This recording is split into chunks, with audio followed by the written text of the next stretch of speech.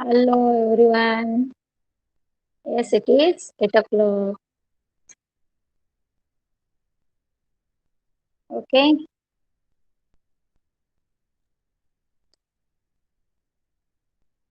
चला तर आपण काय करायचं आता डायरेक्ट प्रेझेंटेशन मध्ये जाऊया. ओके.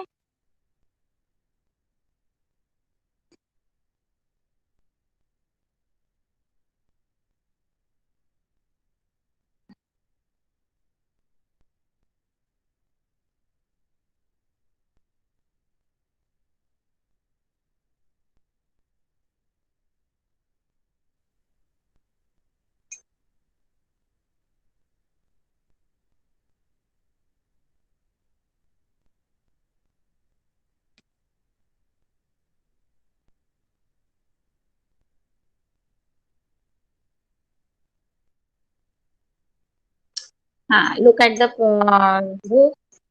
बघा, लेसन नंबर आपला 6, ॲनिमल क्लासिफिकेशन. नेहमीप्रमाणे काय करायचं आहे, रिड्यूस पोर्शन पहिल्यांदा कॅन्सल करून घेऊया. ओके. हातात सगळ्यांनी पेन्सिल घ्या, टेक्स्ट बुक ओपन करा आणि इथे समोर स्क्रीनवर दिसते त्याप्रमाणे रिड्यूस पोर्शनला छोटीशी एक खुली मारा. Okay. Can you recall? Cut that point. Then second, history of the animal classification. Next, traditional method of animal classification. Next, page number 63. दिसते? हा, खालचे 2 पॅराग्राफ आहेत त्याला कट करायचे. Okay. Then criteria for new system of classification. Okay. Next, page number 65. Observe पूर्ण सगळं body symmetry, germ layer cells, body cavity. Page number 65 पूर्ण सगळा कट करा.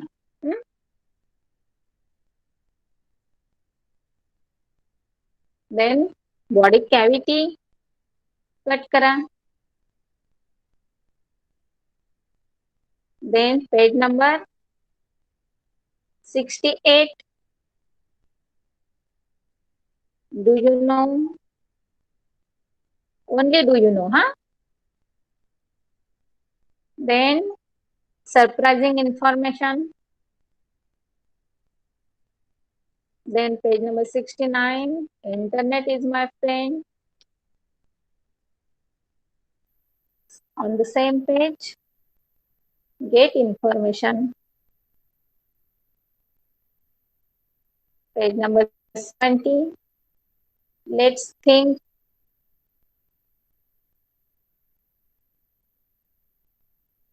Then surprising information and books are my friend. Then page number 71. Do you know? Then page number nothing. Page number 74. Use your brain power. And last, use of the information technology. Always remember, and books are my friends. Okay.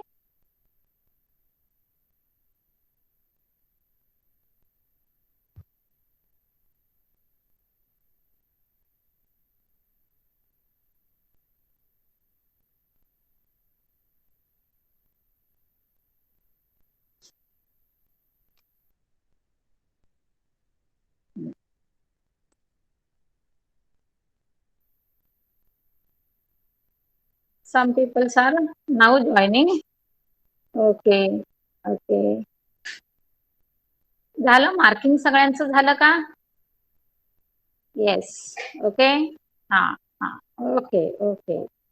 तर चला आपण directly आपल्या lesson कडे वळूया. Okay. खूप interesting, खूप simple आणि असा म्हणजे समजायला पण खूप इझी असा आणि मॅक्सिमम 6 मार्क्स. कळतंय? म्हणजे जास्तीत जास्त तुम्हाला ह्याच्यावर 6 मार्काचे क्वेश्चन येऊ शकतात. आता लेसनचं नाव काय आहे आपल्या? Animal classification. समजते? हा, तर मला असं वाटतं ह्याच्या आधी तुम्ही 8th स्टँडर्ड मध्ये क्लासिफिकेशन ऑफ लिव्हिंग थिंग असं शिकलेला आहात किंवा लिव्हिंग ऑर्गॅनिझम. ओके. आणि मला असं वाटतं 9th स्टँडर्डला क्लासिफिकेशन ऑफ प्लांट्स हा लेसन झालाय तुमचा. आणि मग त्याच्याशीच रिलेटेड आता आपला लिव्हिंग ऑर्गॅनिझम मधला सेकंड पार्ट जो आहे तो ॲनिमल क्लासिफिकेशन आहे आणि त्याचा आता तुम्हाला अभ्यास करायचा आहे. तर तिथे त्या ॲनिमल क्लासिफिकेशनला जाण्यापूर्वी तुम्हाला कॅन यू रिकॉल मध्ये बघा मागचं म्हणजे 8th स्टँडर्डला मला असं वाटतं जे काही झालंय तुमचं त्याचं एक थोडंसं रिव्हिजन दिलंय आणि तेच मी तुम्हाला आता वाचायला सांगितलं होतं. समजते? बघा तुम्हाला त्यांनी डायरेक्टलीच दिलेलं आहे. You have studied the classification of living organism in earlier classes. The living organism present around us are mainly plants and animals. We have studied the criteria of their classification. With the help of that, complete the following chart. आता सध्या तुमचा हा reduce portion मधला भाग आहे, पण तुम्ही याच्या आधी काय लर्न केला, तुम्हाला किती अपडेट आहात तुम्ही ह्या लिव्हिंग ऑर्गॅनिझम बद्दल ते मला थोडस जाणून घ्यायचं आहे. समजते? तर आता मी काय करते, थोडस तुम्हाला क्वेश्चन विचारायला थोडस पाठीमागे जाते. समजते? तुमच्या समोर बुक आहे ऑलरेडी. हा, तर त्याच्यातनं तुम्ही मला सांगायचं आहे की आन्सर्स कसे असणार आहेत. लिव्हिंग ऑर्गॅनिझमचे मेन 2 पार्ट असणार आहेत. ते काय असणार आहेत, कसे असणार आहेत, कोण सांगणार आहे का? जरा बघूया. किती तुमच्याकडे आहे नॉलेज ते मला एकदा फक्त चेक करायचं आहे. Okay.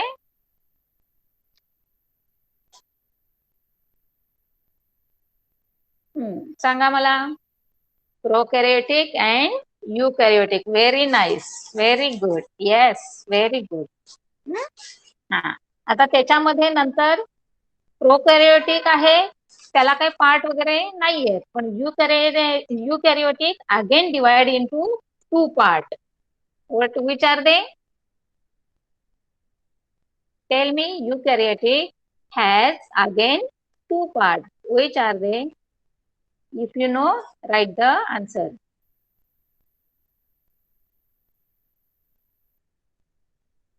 Anyone know? Yes, unicellular and multicellular. Very nice. Again, unicellular is convert into kingdom. It is known as Protista.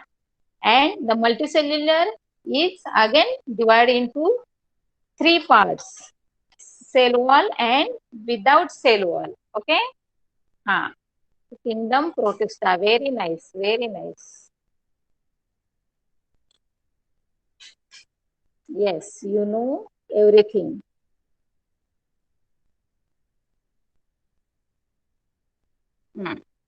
चला, आता तुम्हाला बऱ्यापैकी माहिती आहे. हा, आता हे सगळं माहिती आहे हेच पकडून मी आता पुढे जाते. आता ते थोडस मी तुम्हाला एक्सप्लेन करते. बघा की तुमचं हे पहिलं म्हणजे living organism. Living organism has main 2 part. First one is prokaryotic and second is eukaryotic. Again, eukaryotic has 2 subparts which known as unicellular organism and multicellular organism. Unicellular organism they is known as Protista and multicellular is known as plants or animals. Plants मध्ये असतं तुमचं cell with wall and animals असतं cell without cell wall. Okay. आता त्याच्यानंतरचा भाग येतोय तो तुमचा म्हणजे असणार आहे ऑटोट्रॉपिक, हेट्रोट्रॉपिक. ओके. म्हणजे सेल वॉल ज्यांना आहे त्याच्यामध्ये पण अगेन पार्ट आहेत, मग ते ऑटोट्रॉपिक आणि हेट्रोट्रॉपिक असणार आहे. आणि मग त्यांचा किंगडम जो असणार आहे तो प्लांटी असणार आहे. म्हणजे थोडक्यात सांगायचे ते प्लांट्स असणार आहेत. आणि जे हेट्रोट्रॉपिक आहेत depends on other animals, other plants, ते हेट्रोट्रॉपिक मध्ये येतात आणि त्याच्यामध्ये फंगाई येत असतं. आणि मल्टीसेल्युलर ऑर्गॅनिझम आहे त्याच्यामधला तुमचा मेन जो किंगडम आहे त्याचं नाव आहे ॲनिमालिया. बघा दिसतंय लास्ट राईट साइडच्या कॉर्नरला किंगडम ॲनिमालिया. आणि आता जो आपण अभ्यास करणार आहोत तो किंगडम ॲनिमालियाचा. ओके, म्हणजे डीप स्टडी किंवा डिटेल स्टडी जो आपण करणार आहोत तो आपला असणार आहे किंगडम ॲनिमालिया. ओके, चलो let us start. How the plants are classified. We have studied the plants classification in last year. It helps us to understand the diversity of the plants around us. You must be looking varieties of the animals around you. Some animals are too small, whereas some are big. Some animals are terrestrial, whereas some are aquatic. You know very well that.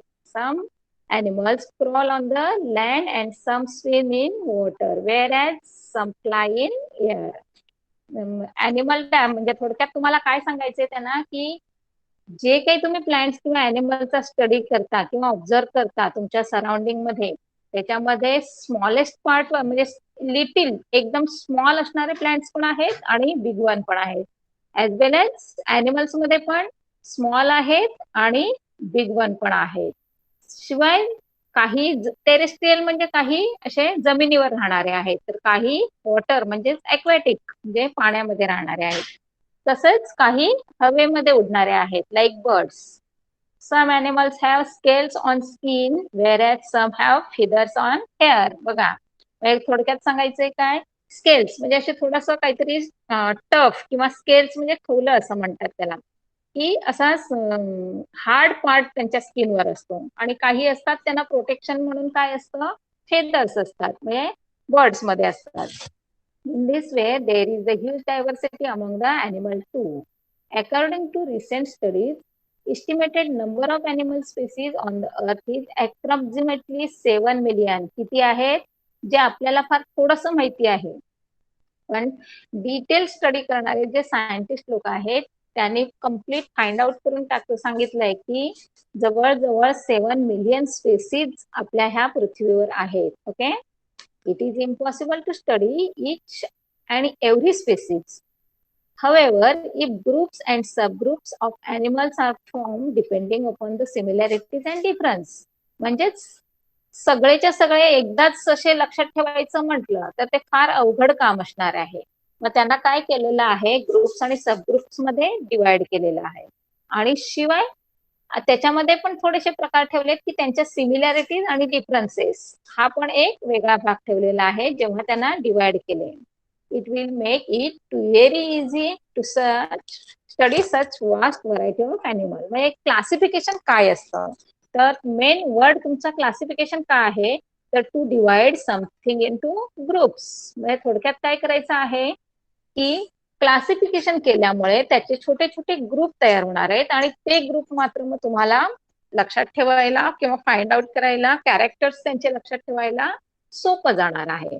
आता मी तुम्हाला एक example देते बघा. Suppose तुम्ही लायब्ररीमध्ये गेलात, तर तुम्ही कोणत्याही बुकचं नाव सांगितलं तर लायब्ररीन काय करतायत, एका मिनिटात तुम्हाला ते बुक देत असतात. समजताय ते का देतात, तर त्यांनी सिक्वेन्स प्रमाणे तिथे अल्फाबेटिकली बुक्स लावलेले असतात. समजताय, जर तुमचे असेच इकडे तिकडे असं ढीक टाकलेलं असेल तर त्यातनं शोधणं अवघड जाणार आहे की नाही. मग तसंच आहे. Even second example, medical store मध्ये बघा, तुम्ही कसलंही मेडिसिन मागा, तुम्हाला एका मिनिटात मेडिकल स्टोअरवाले तुम्हाला आणून देतात. समजताय, म्हणजेच याचा अर्थ त्यांनी तिथे अल्फाबेटिकली ऑर्डर मध्ये सगळं मॅनेज केलेलं असतं आणि हे त्याला म्हणायचं क्लासिफिकेशन. समजलं सगळ्यांना क्लासिफिकेशन काय आहे. मग तेच काम सोपं होण्यासाठी आपण काय करत असतो, क्लासिफिकेशन करतो. बघा, formation of groups and subgroups of the animals depending upon similarities and differences among the animals is called as animal classification. Understood? सगळ्यांनी ही डेफिनेशन लक्षात ठेवायची आहे. आता हिस्ट्री आहे, या वर्षी तुम्हाला सिलेबस मध्ये नाहीये त्यामुळे आपण हिस्ट्रीला थोडस बाजूला ठेवूया.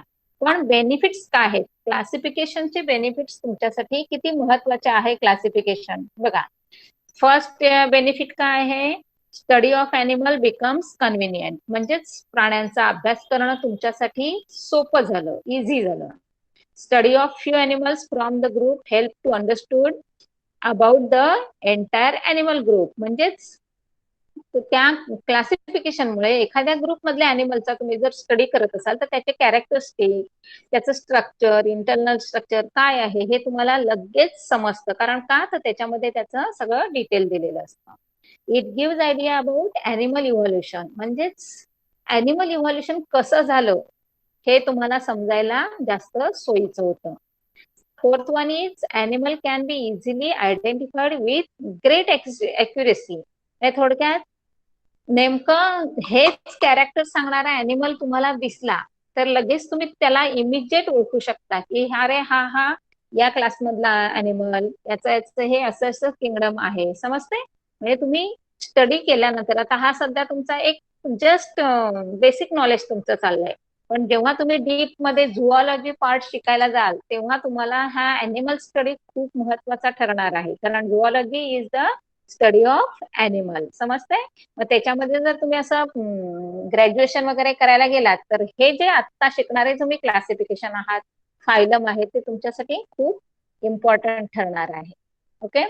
It helps to understand the relationship of animals with the other living animal. म्हणजेच एकमेकांचं प्राण्यांशी काय को रिलेशन आहे का. आता फॉर एक्झाम्पल मी तुम्हाला देते बघा, की आपल्याकडे आपण सगळे डॉग्स बघत असतो, कुत्रे, पण त्या कुत्र्यांसारखे जंगलामध्ये तुम्हाला कोल्हे दिसत असतात, उल्फ, फॉक्स, सेम आहेत की नाही. मग त्यांच्याशी विचार केलात की तुमच्या डोक्यात येत असणार की नाही की हे सेम कॅटेगरीत आहेत का, सेम फॅमिली मधले आहेत का, त्यांचे कॅरेक्टर सेम आहेत का, त्यांच्या म्हणजे खाण्यापिण्याच्या सवयी सेम आहेत का, हे लगेच तुमचं लक्ष, म्हणजे त्याच्यावर तुम्ही थिंक करायला लागता. समजते? मग जर तुम्हाला स्पेसिफिक त्याचे कॅरेक्टर्स माहिती झाले तर हा अॅनिमल कोणत्या ग्रुपमध्ये आहे, कोणत्या प्राण्याशी रिलेट करतो हे लगेच तुम्हाला समजते. Next, it helps to understand the habitat of each animal and its exact role in the nature. म्हणजेच नेक्स्ट की नेचर मधले ह्याचं नक्की रोल काय आहे, किती इम्पॉर्टंट आहे. आणि it helps to understand the various adaptation shown by the animal. म्हणजेच इथे पृथ्वीवर त्याचं स्वतःचं अस्तित्व टिकवण्यासाठी त्यांनी कसं स्वतःमध्ये अडॅप्टेशन करून घेतलं आणि मग आपलं इथे अस्तित्व त्यांनी टिकवून ठेवलं, हे पण तुम्हाला हळूहळू समजत जातं. म्हणजेच क्लासिफिकेशन खूप महत्वाचं आहे, जेणेकरून तुम्हाला या सगळ्या गोष्टी इझिली समजतात आणि तुम्ही त्याचा अभ्यास करू शकता. त्याच्यानंतर आहे ट्रेडिशनल मेथड. आता हे आता आपण जे काही फायलम वगैरे करणार आहोत की नाही, हे सगळं जे आहे ते R.H. विटेकर नावाचे जे सायंटिस्ट होते, he is the founder of the animal classification. तर त्यांनी जे शोधून काढलंय ते आता आपण सध्या एक करतोय, पण जे पूर्वीचं होतं की एक ट्रेडिशनल, म्हणजे खूप वर्षांपूर्वीचं, त्याचा सपोर्ट घेऊनच हे इकडचं आता आपण जे काही शिकणार आहोत ते आहे. पण आता त्या ट्रेडिशनल मेथडनं काय केलंय, त्यांनी थोडंसं बाजूला केलेलं आहे आणि त्याच्यामध्येच इम्प्रुव्हमेंट करून थोडंसं एक असं छानपैकी क्लासिफिकेशन तुम्हाला दिलेलं आहे. आता सध्या तुमच्यासाठी हा पार्ट नाहीये, पण आपण जेव्हा शिकणार आहोत की नाही हे सगळं क्लासिफिकेशन, तेव्हा त्याच्यामध्ये हे 2 मेन पार्ट आहेत. त्यामुळे मी थोडंसं जस्ट तुम्हाला एक नुसतं एक्सप्लेन करते की traditionally depend upon the presence और absence of the notochord of the animal kingdom has been divided into 2 groups. म्हणजे नोटोकॉर्ड म्हणजे काय, तर पाठीचा कणा, त्याचा जो बॅक साइडचा जो पोर्शन आहे त्याच्यामध्ये रॉड लाईक स्ट्रक्चर असतं एक हार्ड, आणि because of this the animals can survive everywhere, move everywhere, jump everywhere, they can stand. त्यासाठी ते तुमचं हे असतं काय, नोटोकॉर्ड असतं. मग ज्यांच्यामध्ये नोटोकॉर्ड आहेत त्यांचा एक क्लास झाला आणि ज्यांच्यामध्ये नोटोकॉर्ड नाही अशांचा एक क्लास झाला, आणि त्या क्लासला मग नावं दिलेली आहेत त्यांनी नॉन कॉर्डेट्स अँड कॉर्डेट्स. बघा, आता हे तुम्हाला काय डीप मध्ये जायची गरज नाहीये सध्या, म्हणून मी इथलं घेत नाहीये. हा, आता त्या नॉन कॉर्डेट्स मध्ये त्यांनी जे काही फायलम दिलेले आहेत ते फायलम मात्र आपण अभ्यास करणार आहोत, स्टडी करणार आहोत. कळलं? Non chordates are classified or divided into 10 phylum. These phylums are Protozoa, Porifera, Coelenterata or Cnidaria, Platyhelminthes, Aschelhelminthes, Annelida, Arthropoda, Mollusca, Echinodermata and Hemichordata. तर आपण जो स्टडी करणार आहोत हा सगळ्या ईच अँड एव्हरी फायलमचा स्टडी आपण करणार आहोत. फक्त जो नेहमी क्वेश्चन येत असतो ना, distinguish between chordate and non chordates किंवा write the characteristics of chordates and non chordates animals, तर हे प्रश्न तुम्हाला येणार नाहीये. समजलं सगळ्यांना? आता कॉर्डेट्स. आता कॉर्डेट्स मध्ये काय आहे बघा. कॉर्डेट्स आर म्हणजे अगदीच हे body is supported by the notochord. आता एक म्हणजे नोटोकॉर्ड काय आहे हा समजण्यासाठी तुम्हाला एक डायग्राम दाखवते बघा. दिसते? Characteristics of chordates. एक असा हा फिश आहे, तर त्याच्यात नोटोकॉर्ड नावाचा वर्ड दिसतोय तुम्हाला? सगळ्यांना दिसतोय? हा. तर तो अप्पर साइडला, थोडक्यात काय सांगायचं आहे तुम्हाला की डॉर्सल साइड, त्याला काय म्हणायचं तुम्ही? Dorsal side. आणि खालची बाजू आहे त्याला काय म्हणणार आहात तुम्ही? Ventral side. समजते? तर ते डॉर्सल साइडला त्याची नोटोकॉर्ड आहे आणि त्यामुळे काय होतंय, तो असा इझिली सर्वाइव्ह होऊ शकतोय. कळलं? Body is supported by the notochord. Pharyngeal gills, slit और lungs are present in the respiration. म्हणजे थोडक्यात काय, जर काहींना फिश वगैरे असेल तर त्यांना गिल्स असतात, ते दिलेले आहे बघा तिथे. आणि काही अॅनिमल्स असतात त्यांच्यासाठी रेस्पिरेटरी सिस्टीमसाठी स्पेसिफिक ऑर्गन आहे आणि तो म्हणजे लंग्स आहेत. तर हे पुढे तुम्हाला डिटेलमध्ये सगळं येणार आहे. Nerve cord is present on the dorsal side. Dorsal side समजलं सगळ्यांना? कुठली पाठीकडची बाजू आहे त्याला डॉर्सल साइड म्हणायचं. ओके. नर्व कॉर्ड दिसते बघा, दाखवले डायग्राम मध्ये. Then heart is present on the ventral side. दिसते? हार्ट म्हणजे आता ह्या फिश मध्ये तसा पार्ट नाहीये म्हणून त्यांनी दाखवला नाही, पण ज्या ज्या अॅनिमल्सला स्पेसिफिक असे ऑर्गन्स आहेत, एक एक सिस्टीम आहे, त्यांच्यामध्ये हे सगळे ऑर्गन तुम्हाला प्रेझेंट दिसणार आहेत. आणि मग ते कुठे वेंट्रल साइडला आहेत की डॉर्सल साइडला आहेत ते त्यांच्या स्ट्रक्चरवर डिपेंड असणार आहे. Okay. Notochord is the long. बघा नोटोकॉर्डचं पण एक्सप्रेशन दिलंय त्यांनी. What is notochord? Notochord is the long rod-like supporting structure present on the dorsal side of the animal body.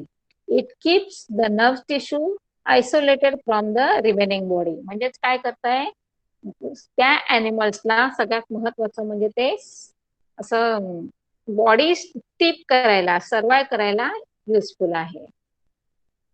तर डू यू नो, सोडून द्या अॅनिमल. बघा आपण मेन आपल्या पार्ट कडे आलो. आता हे जे आहे आजचा हा जे conventional system of the animal classification, हा आजचा तुम्हाला या लेसन मध्ये डीप स्टडी करायचा आहे. First one is kingdom Animalia. तुम्ही वाचताना जरा नीट वाचा.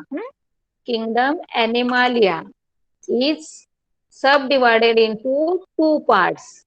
Subkingdom non-chordates and subkingdom chordates. Okay. Then again non-chordates divided into 10 phylums.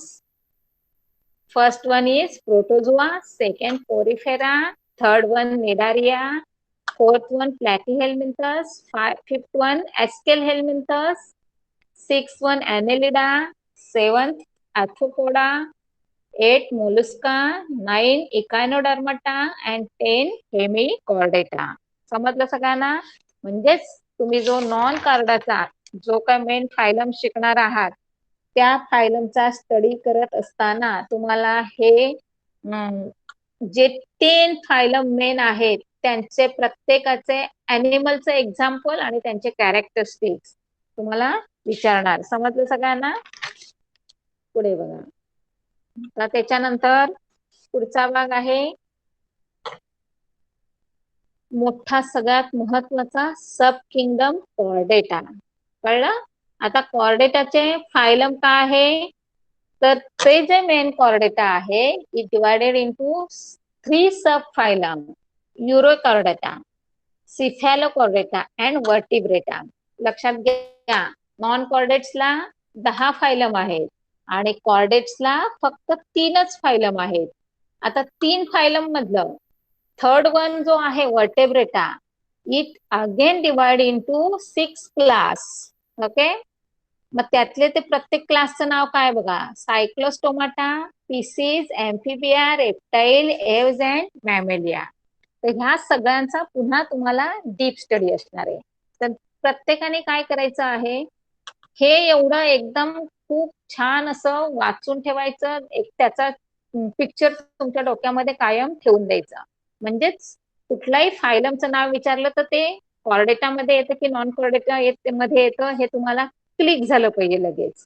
आणि जर कॉर्डेटामध्ये येत असेल तर मग त्याचे कॅरेक्टर्स काय आहेत हे पण लगेच क्लिक झालं पाहिजे. त्यामुळे हा पहिला चार्ट आहे तो सगळ्यांनी व्यवस्थित लक्षात ठेवायचा आहे. समजलं? आता हे तुमचं ग्रेड आहे, criteria for new system of the classification. पण टेम्पररी या वर्षासाठी तुम्हाला ते रिड्यूस पार्ट मध्ये येतंय, त्यामुळे याचा स्टडी तुमच्यासाठी नाहीये. त्यामुळे आता आपण इथे वळतच नाहीये. कळलं? पण आता जेव्हा आपण फायलम स्टडी किंवा कॉर्डेटा मधला अभ्यास करणार आहोत की नाही, त्याच्यामध्ये तुम्हाला हे लागणार आहे, बॉडी सिमेट्री. तर ते जस्ट मी तुम्हाला एक एक्सप्लेन करते बघा, की बॉडी सिमेट्री काय असतं. तर तुम्हाला आपलं स्ट्रक्चर बघितलं असेल तर आपल्याला लेफ्ट अँड राईट अशा दोन साइड आहेत बघा, आहेत. म्हणजेच आपल्याला आपण जर आपल्या बॉडीचे इक्वल टू पार्ट करायचे म्हटले तर आपल्याला ते होऊ शकणार आहेत. समजतंय? एक लेफ्ट साइड असणार आहे, दुसरी राईट साइड असणार आहे, आणि त्या सगळ्या इक्वल पार्ट असणार आहेत त्याच्यामध्ये. म्हणून त्याला आपण काय म्हणणार आहोत, बायलॅटरल सिमेट्री. समजलं सगळ्यांना बायलॅटरल काय? The body can divide into two equal parts. Clear झालं सगळ्यांना? आता दुसरं आहे असिमेट्रिकल बॉडी. असिमेट्री, ते अचा अर्थच असा आहे की it cannot be divide into equal parts.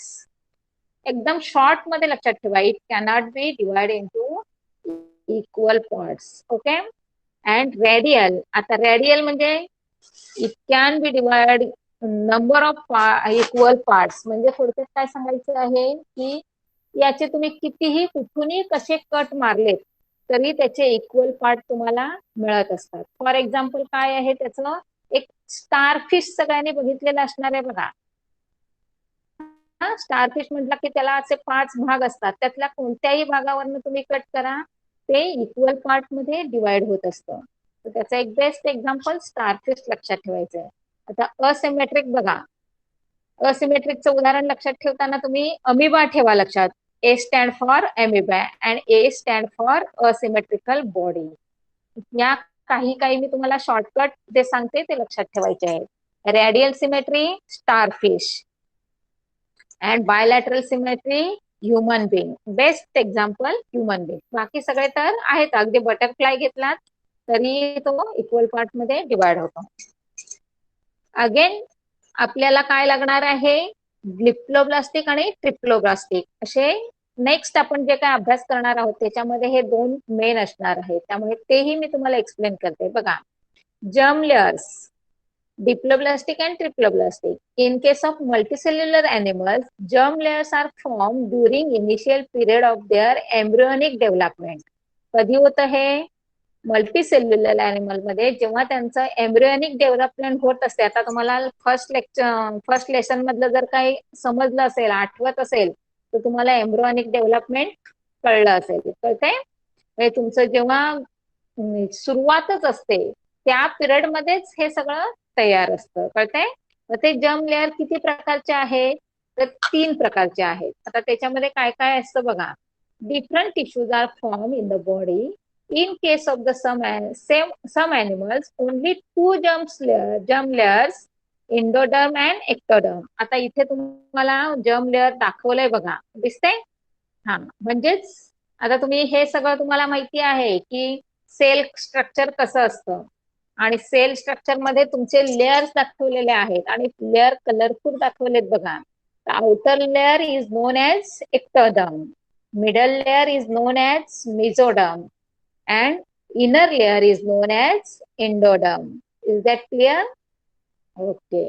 आता ज्या ज्या प्राण्यांना फक्त 2च लेअर असतात, मग 2 लेअर असतात त्यांना काय म्हणणार आहात तुम्ही, डिप्लोब्लास्टिक. DI समजते, DI स्टँड फॉर 2, डिप्लोब्लास्टिक. मग त्या डिप्लोब्लास्टिक मध्ये काय येणार आहे, इंडोडर्म आणि एक्टोडर्म. समजलं सगळ्यांना? Mesoderm is absent. आता त्याचं एक एक्झाम्पल त्यांनी दिलेलं आहे की ऑल निडॅरिया फॅमिली मधले जे इन्सेक्ट आहेत ते सगळे काय असणार आहेत, डिप्लोब्लास्टिक असणार आहे. समजतं सगळ्यांना? अगदी जे जे तुम्हाला सांगितलेलं आहे ते खूप सिरियसली सिन्सिअरली जरासं लक्षात ठेवा आणि मार्किंग वगैरे करा रीड करताना. In most of the remaining animals 3 germ layers are form, that is mesoderm. आता हा मेझोडर्म तुम्हाला सगळ्यांना समजला कुठे असणार आहे, मिडल पार्ट मध्ये. ओके, म्हणजेच ज्याच्यामध्ये एक्टोडर्म आहे, मेझोडर्म आहे, एंडोडर्म आहे, अशा सगळ्या सेल्सना तुम्ही काय म्हणणार आहात, triploblastic. Is that clear? Diploblastic means 2 layers, triploblastic means 3 layers. Okay, then next again this is the phylum. आता हे क्लासिफिकेशन ऑफ फायलम कसं, तर तुम्हाला वाचताना कसं वाचायचं तेवढ्यासाठी मी सांगते बघा. सगळ्यात महत्वाचं किंगडम. आता हा किंगडम कुठला आहे, ॲनिमालिया. दिसलं सगळ्यांना? हा, multicellular organisms without cell wall. आता हे तुम्हाला सांगायला नको, कारण का प्लॅन्ट सेल जे असतात त्यांना सेल वॉल असतं, ॲनिमल सेल असतात त्यांना सेल वॉल नसतं. म्हणजेच in animal cell wall is absent. त्यामुळे ते आहेत सगळे आपण जे स्टडी करतोय हे ॲनिमल सेल.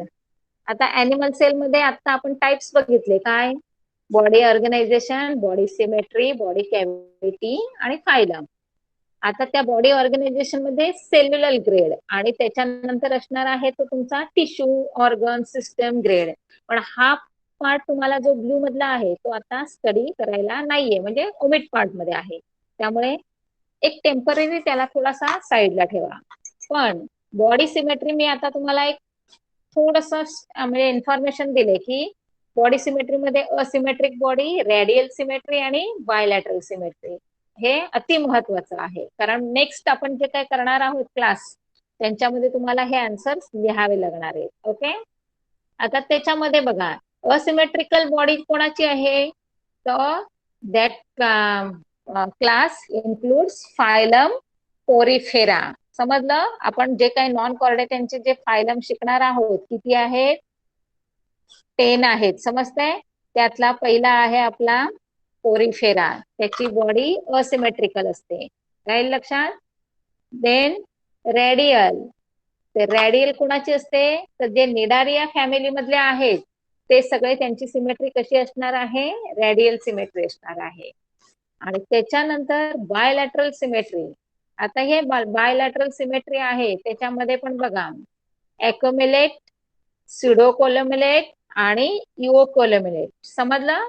हे झाले तुमच्या बॉडी कॅव्हिटीचे प्रकार झाले.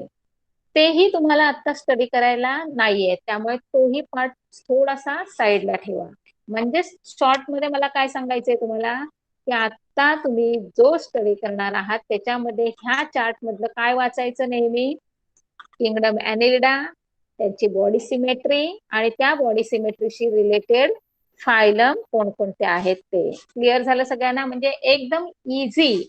जे पार्ट नाही आहेत अभ्यासाला त्याला थोडस बाजूला ठेवा, म्हणजे तुमचं कन्फ्युजन क्लिअर होऊन जाईल. क्लिअर झालं सगळ्यांना? हा, आणि सगळ्यात महत्वाचा जो आपला क्लास असणार आहे तो कॉर्डेटा, आणि त्याच्यावर तुम्हाला भरपूर प्रश्न येत असतात. आता स्टार्ट करणार आहोत आपण फायलम पोरिफेरा. समजलं? एकदा चेक करते मी तुम्हाला किती समजतंय. काय कुणाला शंका आहे?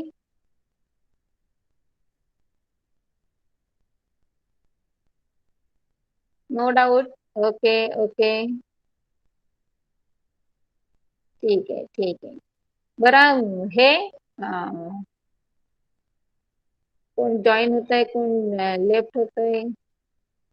ओके ओके, ठीक आहे. चला, तर नॉन कॉर्डेटा मधला पहिला फायलम आहे आपला फायलम पोरिफेरा.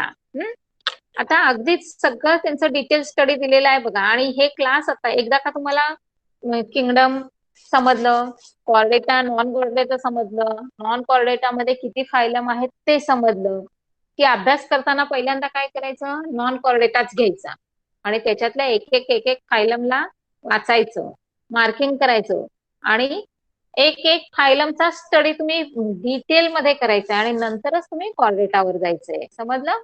त्यामुळे कन्फ्युजन तुमचं होणार नाही, कारण इथे तुम्हाला 10 फायलम आहेत आणि 10 फायलमचे वेगवेगळे कॅरेक्टरिस्टिक्स आहेत. जर एकदाच सगळं वाचलं तर तुमचं कन्फ्युजन होईल. त्यामुळे वाचताना नेहमी काय करा, नॉन कॉर्डेटेडचे फायलम घ्या, त्यांचे काही स्पेसिफिक कॅरेक्टर्स, स्पेसिफिक एक्झाम्पल्स लिहून काढा. इकडे खूप दिलेले असतात, तुम्हाला मॅक्सिमम 4 ते 5 कॅरेक्टर्स लक्षात ठेवण्याचा प्रयत्न करायचा आहे, समजलं? आता बघा, phylum Porifera. These animals are with simplest body plan and are called as sponge. म्हणजे थोडक्यात स्पंज तुम्हाला माहिती आहे सगळ्यांना, आपण हातात घेतला, पाण्यात टाकला की तो काय करतो, पाणी ऍब्सॉर्ब करतो का, बिकॉज ऑफ त्याला होल्स असतात, पोर्स असतात, समजलं? म्हणजे या पोरिफेरा या फायलम मध्ये येणारे जे प्राणी आहेत त्यांची बॉडी कशी असते, like sponge. They bear numbers of pores on their body. Those pores are called as ostia and oscula. आता ऑस्टिया आणि ऑस्क्युला काय आहे हे या नेक्स्ट डायग्राम मध्ये तुम्हाला दाखवलंय बघा, समजतंय?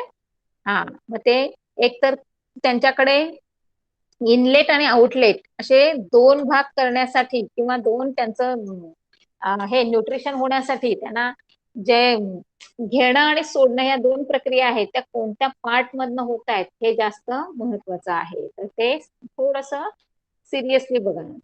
दीज आर द अक्वॅटिक अॅनिमल्स, म्हणजेच पोरिफेरामध्ये जे सगळे प्राणी येतात ते कुठे असतात, पाण्यामध्ये. Most of them are marine and few of them are fresh water. आता हे सेंटेन्स आहेत, एक ठराविक तुम्ही सगळे फायलम वाचलेत तर जे जे तुम्हाला रिपीट आहेत त्यांना टिक मार्क करायचं का, तर एक कॉमन कॅरेक्टरिस्टिक काही फायलम मध्ये तुम्हाला बघायला मिळणार आहे. तर हे सेकंड वन आहे, हे मोस्ट ऑफ द सगळ्या फायलम साठी तुम्हाला उपयोगी पडणार आहे. These are aquatic animals and they are marine as well as in fresh water. Fresh water म्हणजे काय, तुमचं जे वाहतं पाणी असतं ते. Most of the animals have asymmetric body. Most important character सगळ्यांनी पाठ करायचं आहे ते. मोस्ट इम्पॉर्टंट काय आहे, in phylum Porifera the animals have asymmetrical body. एकदम इझी आणि सिंपल लक्षात ठेवायला. These animals have special types of cell, collar cells. हा, ते दिलंय बघा तिथे डायग्राम मध्ये तुम्हाला दाखवलंय, collar cells. These animals are always attached to the substratum and hence do not show locomotion. म्हणजे थोडक्यात काय, तर हे प्राणी कुठेतरी खडकाला, दगडाला किंवा अजून कुठेतरी सपोर्ट घेऊन चिकटून बसलेले असतात, ते लोकोमोशन करत नाही, मुवमेंट करत नाही, समजलं? Hence they are referred as the sedentary animals. Their sponge body is supported by spicules or spongin fibers. Spicules are made up of calcium carbonate on the cilia. बघा, म्हणजे हा एक 6 नंबरचा कॅरेक्टर आहे, तो तुम्ही कायम लक्षात ठेवायचा आहे का, तर त्यांची बॉडी जी आहे, जरी ते एका दगडाला कुठेतरी चिकटून बसलेले असले तरी त्यांची बॉडी टफ असते. त्याच्या का, तर त्याच्यावर कव्हरिंग असतं, ते कॅल्शियम कार्बोनेटचं कव्हरिंग असतं. मग त्याला कॅल्शियम कार्बोनेट म्हणतात किंवा त्याला सिलिया म्हणतात, समजलं? मग थोडक्यात त्यांच्या बॉडीचं प्रोटेक्शन करण्यासाठी हार्ड कव्हर असतं त्यांच्या बॉडीला. These animals feed upon all small organisms taken in their body among the water. आता यांचं खाणं काय असतं, ऑफकोर्स ते पाण्यात राहतात, म्हणजेच पाण्यामधले जे काही स्मॉल पार्टिकल्स, स्मॉल अल्गीज किंवा स्मॉल ॲनिमल्स जे असतात ते काय करत असतात, ते कॅच करत असतात आणि खात असतात ऍज अ फूड म्हणून. Water is taken in through ostia. कुठे आहे ऑस्टिया बघा, म्हणजे स्काल्पचं जे त्यांचं कॅल्शियम कार्बोनेटचं जे स्काल्प असतं किंवा सिलिया असतात त्यांच्या थ्रू ते काय करतात, बॉडीमध्ये वॉटर इनलेट करत असतात and given out through the oscula. कुठून ऑस्क्युला दिसतंय, ऑस्क्युलम दिसतंय बघा तिथे डायग्राम मध्ये. म्हणजे थोडक्यात आहे काय, की जे हार्ड पार्ट असतं त्या कव्हरिंग मधनं ते काय करत असतात, पाणी ऍब्सॉर्ब करत असतात आणि आउटलेट काय असतं त्यांचं, ऑस्क्युला हा त्याचा आउटलेट असतो. These animals these animals reproduce by budding and asexual method or by sexual method. म्हणजे आता हा एक मेन कॅरेक्टर झालं, त्यामुळे हे रिप्रोडक्शनचं कॅरेक्टर तुम्ही लक्षातच ठेवायचं आहे. की त्यांचं रिप्रोडक्शन कसं होतं, बाय बडिंग आणि asexual method and sexual method. म्हणजे काय आहे, दोन्ही पद्धतीने होऊ शकतं. Beside they have good ability to regeneration, आणि त्यांच्याकडे रिजनरेशनची ॲबिलिटी बेस्ट आहे, चांगली आहे. आणि एक्झाम्पल नेहमी एकच लक्षात ठेवायचं. आता ह्याच्यामध्ये सायकॉन जर तुम्हाला लक्षात येत असेल तर सायकॉन लक्षात ठेवायचं, नसेल पेक्षा बाजपन is the most important example. Best example आहे त्याचं बाजपन. समजलं सगळ्यांना? 8 कॅरेक्टर्स तुम्हाला दिलेले आहेत. त्या 8 पैकी जे इझी आहेत ते तुम्ही काय करायचे आहेत, लक्षात ठेवायचे आहेत. समजलं? त्यानंतरचा नेक्स्ट फायलम आहे आपला सिलेंट्रेटा, किंवा त्याला म्हणायचं निडारिया. आता सिलेंट्रेटा का लक्षात ठेवायचं सांगते बघा, कारण हे जे एक्झाम्पल आहे की ना तुम्हाला हायड्राचं, ते त्याच्यासाठीचं आहे. मग आता बघा, body of the animal is cylindrical. दिसतंय हायड्राचं स्ट्रक्चर, डायग्राम दाखवली बघा, cylindrical or umbrella like. If it is a cylindrical it is called as polyp, and if it is umbrella like it is called as medusa. तुम्ही नेहमी लक्षात ठेवायचंय phylum Coelenterata किंवा Cnidaria ह्याचं एक्झाम्पल हायड्रा. आणि मग हायड्रा म्हटलं की तुम्हाला ते प्रॅक्टिकलला पण असणार आहे आणि थेरीला पण असणार आहे, त्यामुळे तुम्हाला ते अगदी सहज लक्षात येतील त्याचे characters. Most of these animals are marine, only few are fresh water. म्हणजेच मोस्ट ऑफ द ह्या फायलम मधले सगळे जे अॅनिमल्स आहेत ते कुठे असणार आहेत, मरीन म्हणजे समुद्राच्या इकडे असणार आहेत. पण थोडेसे आहेत की जे अगदीच काही एक्झाम्पल्स आहेत की ते फ्रेश वॉटर मध्ये सुद्धा तुम्हाला सापडू शकतात. समजलं? Body of these animals is radially symmetrical. बघा, मोस्ट इम्पॉर्टंट, त्या 3rd नंबरच्या पॉइंटला टिक मार्क करा सगळ्यांनी. का तर हे त्याचं मेन कॅरेक्टर आहे. त्यांची बॉडी कशी आहे, रेडियली सिमेट्रिकल. कुठूनही कट मारा त्यांच्या बॉडीला, तुम्हाला इक्वल पार्ट त्याचे मिळणार आहेत. Again it is diploblastic. आता डिप्लोब्लास्टिक म्हणजे काय असणार आहे, त्यांची सेल कशी असणार आहे, एक्टोडर्मी नाही, काय तो हे सांगितलं तुम्हाला मी, हा हा एक्टोडर्म आणि इंडोडर्म. क्लिअर झाला वर्ड सगळ्यांना? कन्फर्म असणं म्हणजे शुअर असणं खूप गरजेचं आहे. म्हणजेच याच्यामध्ये त्यांच्या सेलला फक्त 2 पार्ट आहेत. Cnidoblast bearing tentacles are present around the mouth. बघा कुठे आहेत टेंटॅकल्स, डायग्राम मध्ये बघितलं आणि वाचलं की तुम्हाला जास्त समजतं. त्यामुळे नेहमी एक्सप्लेनेशन म्हणजे पेपरमध्ये पण एक्सप्लेन करताना एक्सप्लेनेशन विथ डायग्राम करायचं. का तर ते तुम्हाला इझी होऊन जातं. ज्या टेंटॅकल्स आहेत बघा समोर दाखवलेले आहेत, दिसतंय, आणि त्या टेंटॅकल्सच्या बेसला तुम्हाला माउथ दाखवलंय. समजतंय? आणि ही जी त्याची पूर्ण बॉडी आहे ती सिलेंड्रिकल बॉडी दाखवली आहे. आणि हायड्राचं आता ते नेहमीच तुम्हाला हे रिप्रोडक्शन कसं होतं, बर्ड कसे येत असतात ते दाखवलेलं आहे. Cnidoblast bearing tentacles at present around the mouth. Tentacles are useful for capturing the prey. कशासाठी ते टेंटॅकल्स असतात, त्यांचं फूड असतं ते कॅप्चर करण्यासाठी. म्हणजे त्यांच्याकडे काय आलं समोर भक्ष्य तर ते काय करतात, लगेच त्याला पकडतात आणि आतमध्ये ढकलतात. Whereas cnidoblast inject the toxin in the body of the prey. किंवा कधी कधी काय करतात, ते त्यांच्या तोंडामधनं असा काहीतरी एखादा पदार्थ किंवा लिक्विड त्या प्रेवर म्हणजे ते भक्ष्यावर काय करतात, ते स्प्रे करतात. आणि मग ते भक्ष्य काय होतं, त्याच्यामध्ये ते थोडस असं गुंगी आल्यासारखं होतं आणि मग ते इझिली त्याला पकडू शकतात. Those are useful for the protection too. म्हणजेच एक तर पहिली गोष्ट टेंटॅकलचा यूज काय आहे, एक तर फूड कॅप्चर करणं, प्रे कॅप्चर करणं, सेकंड आहे प्रोटेक्शन. आणि त्याचं एक एक्झाम्पल लक्षात ठेवायचं आहे, हायड्रा. समजलं सगळ्यांना? किंवा अजून एक ठेवा लक्षात, सी एनिमल. नेक्स्ट आहे तुमचं फायलम प्लॅटीहेल्मिंथस. आता हे फायलम प्लॅटीहेल्मिंथस जे आहे ते सगळे काय एकदा तुम्हाला सांगते. बघा कुठले, आता आपल्याकडे 3 फायलम आहेत बघा, मी चार्ट मध्ये दाखवते तुम्हाला, म्हणजे तुम्हाला लक्षात ठेवायला इझी कसं होईल ते बघा पहिल्यांदा. आता हे जे तुम्हाला फायलम दिलेले आहेत बघा, 3rd नंबरचा फायलम प्लॅटीहेल्मिंथस, त्यानंतरचा ऍस्केल हेल्मिन्थस दिसतोय. हा, हे जे 2 फायलम आहेत तुमचे, हे नेहमी म्हणजे असे जे बॅक्टेरिया किंवा आपण आपले वर्म्स असतात की नाही, वर्म्स जे आपल्या पोटामध्ये गेल्यावर आपल्याला असा अनेक प्रकारचे रोग होतात, ते वर्म्स ह्या 2 फायलम मध्ये येत असतात. त्यामुळे लक्षात ठेवायचं आहे की काही असतात त्यांना आपण चपटे कृमी म्हणतो, काही असतात त्यांना आपण गोल कृमी म्हणतो, आणि ते सगळे हार्मफुल आहेत आपल्यासाठी. ते सगळे पॅरासाइट्स आहेत, समजतंय.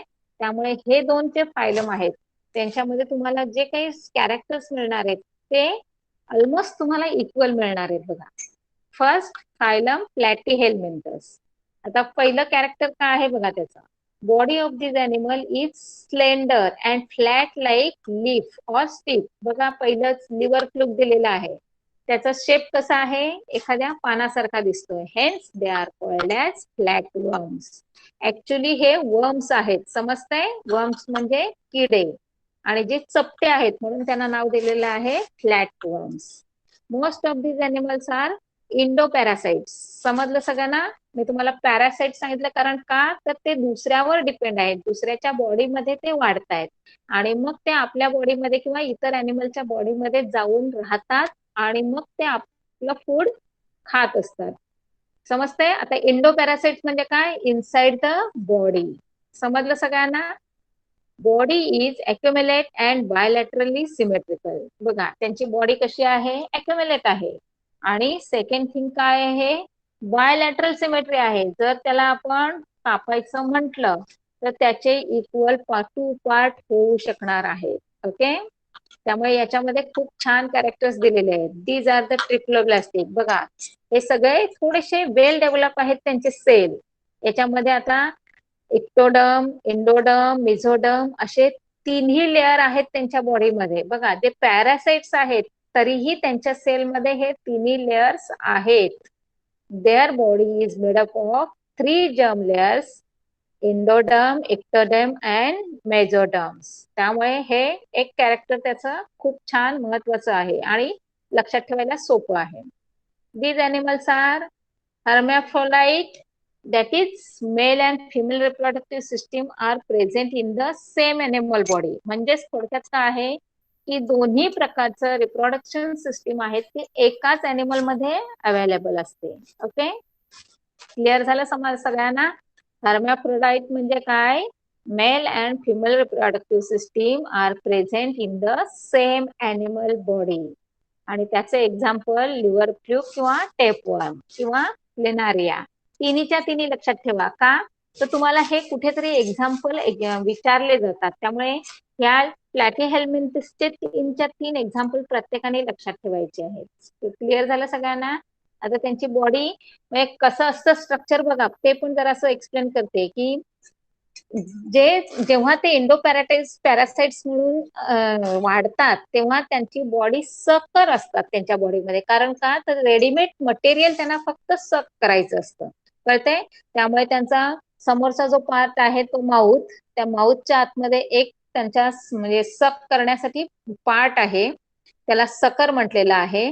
म्हणजे पहिला आहे त्याला ओरल सकर म्हणायचं, आतमधला भाग आहे त्याला वेंट्रल सकल म्हणायचं. समजलं सगळ्यांना. म्हणजेच तिथे त्यांचं सगळं सक करण्याची प्रोसेस होते. आणि ऑफकोर्स त्यांच्याकडे पण एक्सक्रिटरी पोअर्स आहेत, कारण नको असणारा पार्ट तेही टाकत असतात. त्यामुळे बॅक साइडला किंवा एंडला त्यांच्या एक्सक्रिटरी पोअर आहे. पुढचं बघा,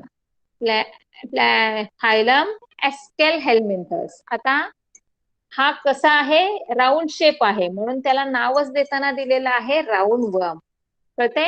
आता त्यात एक लक्षात ठेवायचं, नेहमी शेप किंवा ॲनिमल लक्षात ठेवलं तर तुम्हाला त्याचे कॅरेक्टर्स आयडेंटिफाय करायला किंवा लिहायला लक्षात ठेवायला इझी जातं. त्यामुळे प्लॅटीहेल्मिंथस म्हटलं की लिव्हर फ्लूक लक्षात ठेवायचं, प्लॅनरिया लक्षात ठेवायचं.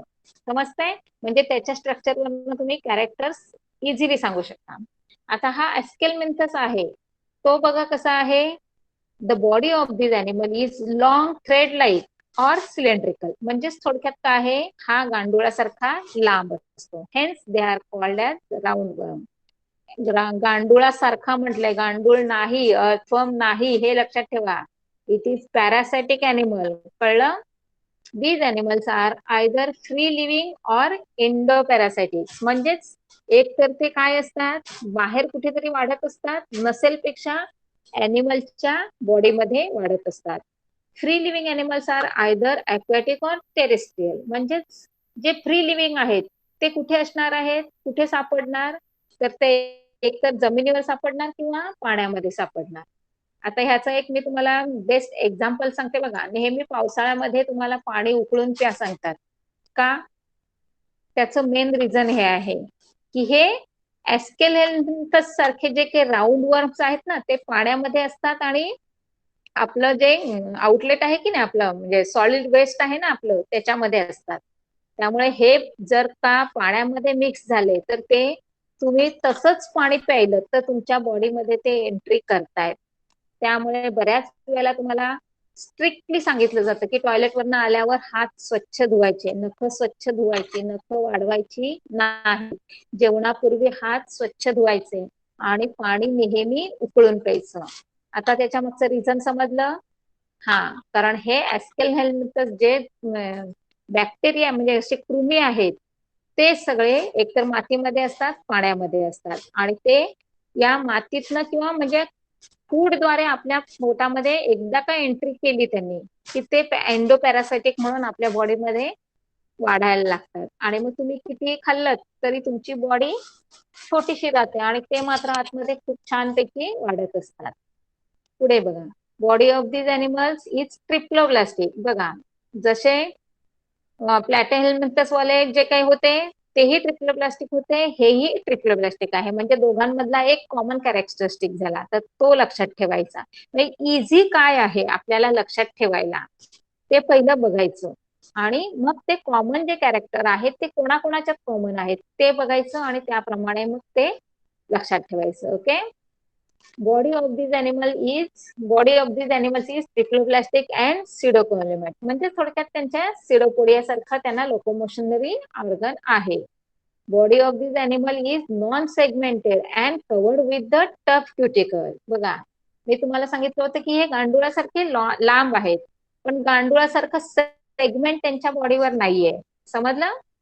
हे नॉन सेगमेंटेड अॅनिमल आहे, पण मात्र मग त्यांच्या बॉडीचं प्रोटेक्शन करायला काहीतरी असं टफ कव्हर काहीतरी पाहिजे. मग काय असतं, ते एक छोटस त्याच्यावर एक लिक्विड असतं, त्याचा लिक्विडचा लेअर असतो आणि ते कठीण असतं किंवा टफ असतं.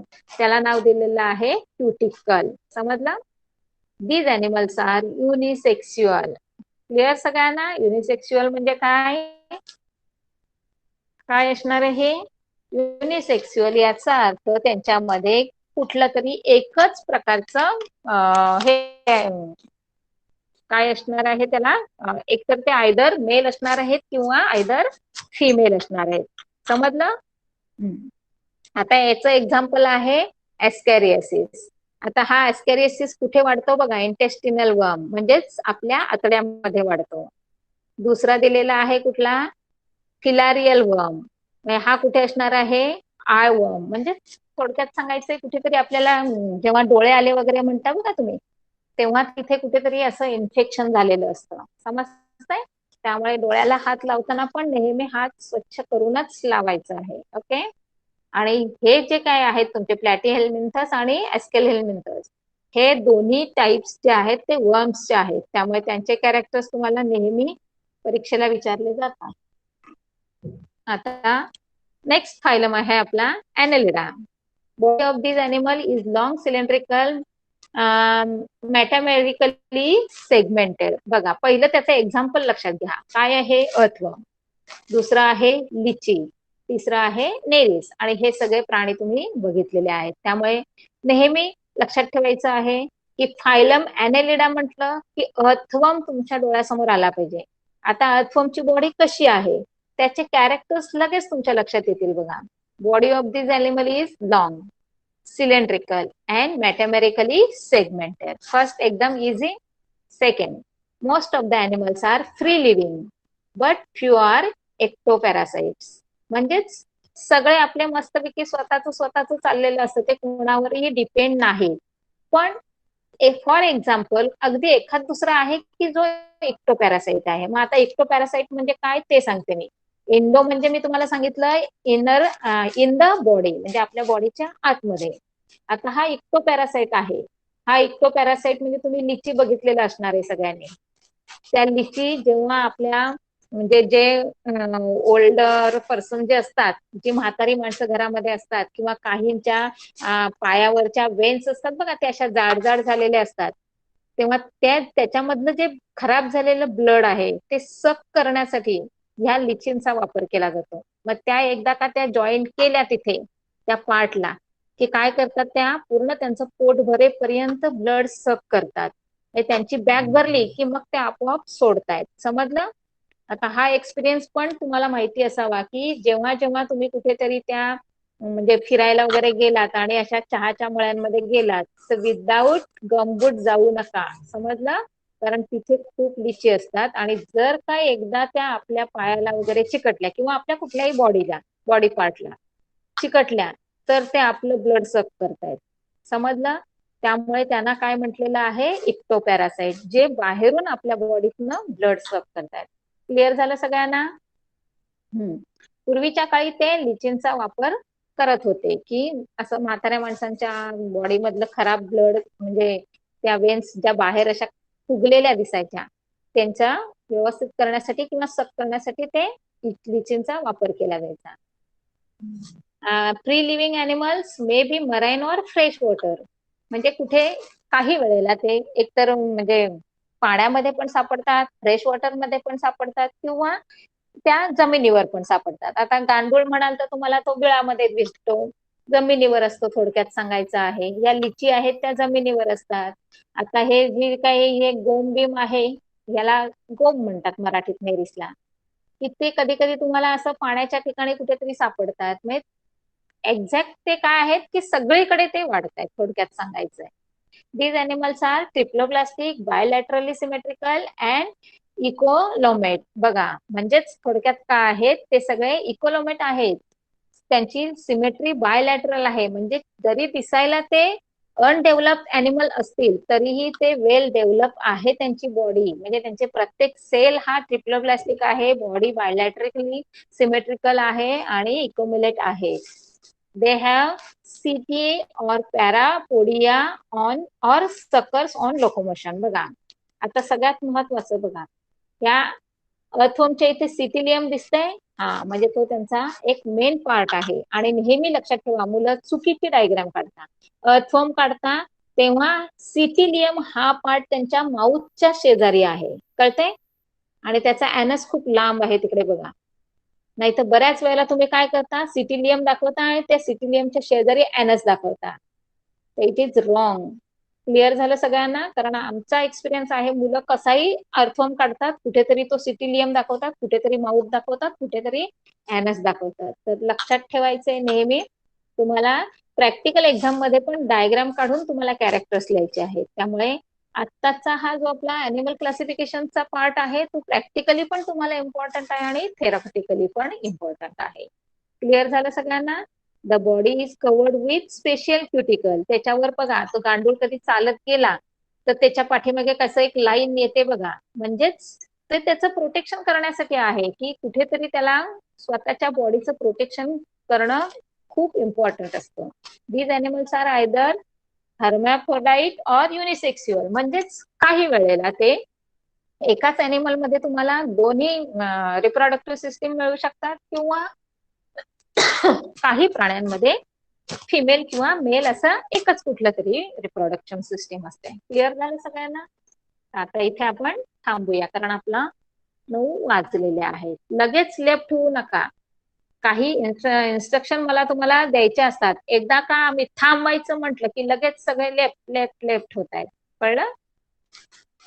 हा, तर पहिलं सगळ्यात महत्वाचं, आता जे काही आपण 5-6 फायलम शिकलो, तर काय करायचं आहे, फायलमचे कॅरेक्टर्स तुम्हाला जे आत्तापासूनच ठरून घ्यायचे की मला हे फायलमचे कॅरेक्टर लर्न करायचे 4 किंवा 5, तर तेच कॅरेक्टर लिहा आणि त्याच्या शेजारी एक एक्झाम्पल म्हणून डायग्राम काढायची आहे विथ लेबल. समजलं सगळ्यांना? त्यामुळे आत्तापासून जे प्रिपरेशन असेल ते फायनल एक्झाम पर्यंत असणार आहे तुमचं. ओके, तर आता आपण मला असं वाटतं एक 4-5 फायलम शिकलो, तर तुम्हाला आजचा होमवर्क असणार आहे ते सगळे फायलम विथ एक्झाम्पल त्याचे 5-5 कॅरेक्टरिस्टिक्स तुम्ही करायचे आहेत. हा, ओके.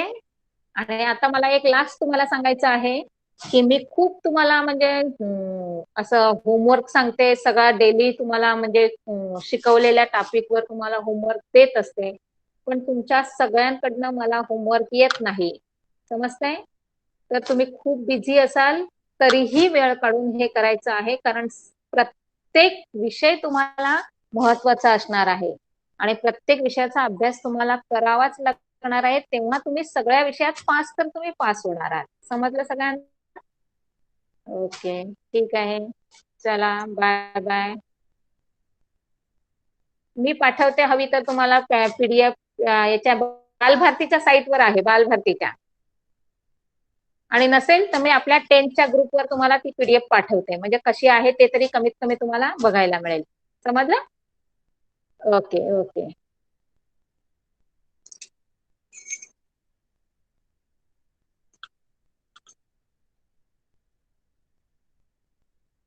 ओके ओके, चलो बाय बाय.